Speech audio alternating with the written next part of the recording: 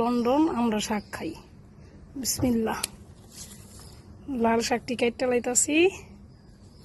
তোমার লেগা বাগানে আরো বুনছি, ওটি বড় হইলে তুমি খাইতে পারবা। ওকে, এই যে ইনশাল্লাহ বড় হইব।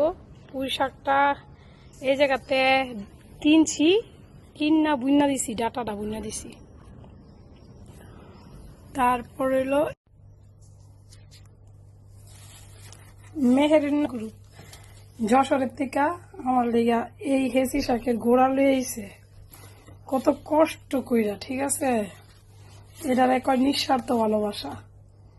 মানুষ স্বর্ণ গয়না টাকা পয়সা ধন দৌলত এটার নামই ভালোবাসা না। ভালোবাসা হইলো এই যে সামান্য, আমার কাছে হেসি শাক সামান্য না, আমার কাছে, অন্য মানুষের কাছে, বাংলাদেশে যারা আছে তাদের কাছে অনেক সামান্য, যেন তারা এটা খায় না। কিন্তু আমরা বিদেশের ভাই এই শাক দেখি পাগল হয়ে যাই।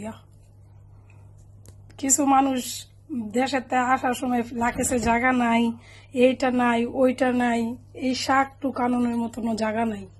ঠিক আছে, আমার আপা আমার জিজ্ঞাসা কি লাগবো আপনার, আমি আমার আপারে কইছি আমার লেগে শুধু এই হেসি শাকের ডাটা লইয়া হেন, আমি বুঝনা দিব।